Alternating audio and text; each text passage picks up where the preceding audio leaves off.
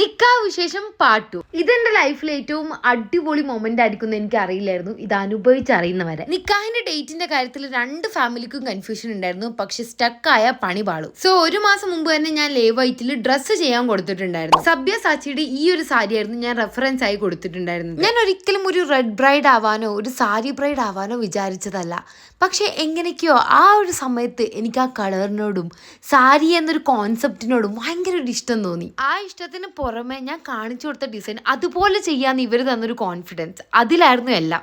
ചെറുപ്പം തൊട്ട് ഉമ്മാൻ്റെ കല്യാണ സാരി ഞങ്ങൾ എടുത്തു നോക്കും, എടുത്തു ഉടുക്കും. അങ്ങനെ കല്യാണ സാരി എന്നൊരു കോൺസെപ്റ്റിനോട് എനിക്ക് ഭയങ്കര ഇഷ്ടമുണ്ട്.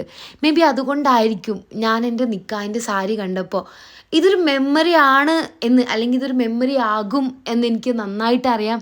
അതുകൊണ്ട് തന്നെ എനിക്ക് അതിനോട് വല്ലാത്തൊരു കണക്ഷൻ ആ സമയത്ത് തോന്നി. And I cried a lot and that was okay, because ആ ഒരു കണക്ഷൻ അത് ഇമ്പോർട്ടൻ്റ് ആണ്. പൊതുവേ സിമ്പിൾ ഡിസൈൻ ഇഷ്ടപ്പെടുന്ന ഞാൻ വളരെ അവെയർ ആയിരുന്നു ഈ ഒരു സാരി എല്ലാവരുടെയും കപ്പ് ഓഫ് ടീ അല്ല എന്നുള്ളത്. കല്യാണത്തിൻ്റെ അന്ന് ഇത്രയും പൈസ കൊടുത്ത് സിമ്പിൾ ആയിട്ടുള്ള ഒരു സാരി ചൂസ് ചെയ്തതിന് എല്ലാവരും എന്നെ ചീത്ത പറയുന്നുള്ളത് എനിക്ക് ഉറപ്പായിരുന്നു. പക്ഷേ എൻ്റെ ഫാമിലി, ഫ്രണ്ട്സ്, ഇവിടെ എൻ്റെ ഇൻസ്റ്റാ ഫാമിലിയിലേക്ക് എൻ്റെ ഇൻബോക്സിലൊക്കെ നിറച്ച് സാരിയെ കുറിച്ചുള്ള എൻക്വയറീസ് ആയിരുന്നു, കോംപ്ലിമെന്റ്സ് ആയിരുന്നു. ഈ ഒരു സാരി ജസ്റ്റ് എൻ്റെ നിക്കാഹ് സാരി മാത്രമല്ല, എൻ്റെ ടേസ്റ്റ്, ക്യാരക്ടർ, മെമ്മറീസിൻ്റെ ഒക്കെ ഒരു റിഫ്ലക്ഷൻ കൂടിയാണ്. Thank you universe and thank you ലേവൈറ്റ്. എങ്ങനെയാലും നിങ്ങൾ ഈ സാരി മറക്കില്ല എന്ന് എനിക്കറിയാം. എൻ്റെ വാശി, പരിഭവം, എക്സൈറ്റ്മെൻറ്റ് എല്ലാം നിങ്ങൾ വാല്യൂ ചെയ്തതിൻ്റെ റിസൾട്ടാണ് ഇന്ന് ഞാൻ ഈ സാരിനെ കുറിച്ച് പറയുന്നത്.